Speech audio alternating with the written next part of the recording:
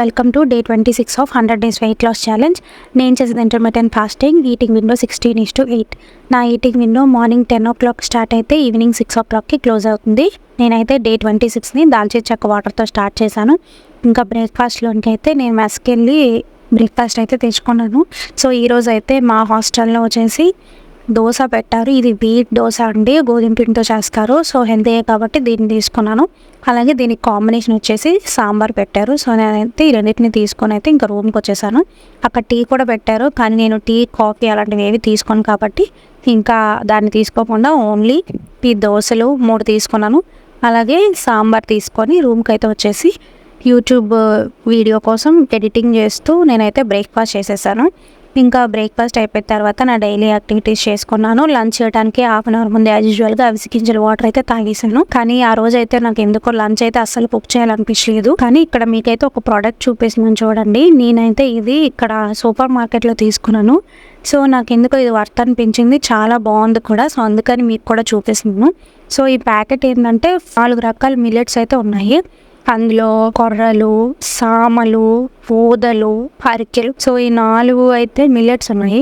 So ఈ 4 మిల్లెట్స్ని సెపరేట్గా కొంచెం ప్యాక్సెస్ అయితే ఇచ్చారు. బాగా నచ్చింది, అందుకని చెప్పేసి దీని అయితే తీసుకున్నాను. దీని కాస్ట్ వచ్చేసి 110 రూపాయలు పడింది. పర్లేదు, రీజనబుల్ అనిపించింది. సో మీకు కూడా దొరికితే ఇట్లాంటివి ట్రై చేయండి, యూస్ఫుల్ కదా అని ఇక్కడ చూపిస్తున్నాను.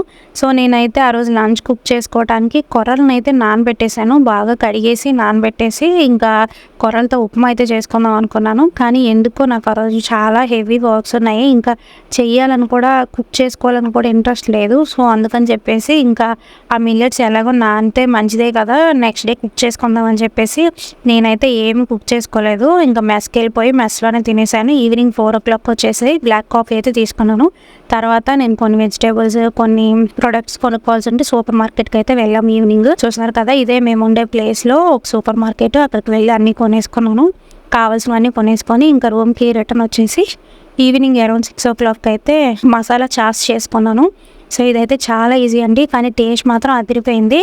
సో దీనికోసం అయితే ఒక మిక్సీ గిన్నె తీసుకొని అందులోనే కొంచెం కరివేపాకు, అలాగే చిన్న ముక్కలుగా కట్ చేసుకున్న పచ్చిమిర్చి, అలాగే సన్నగా కట్ చేసుకున్న అల్లం ముక్కలు వేసుకోవాలి. ఇవన్నీ వేసుకున్న తర్వాత అందులోనే టేస్ట్కి సరిపడినంత ఉప్పు కూడా వేసుకోవాలి.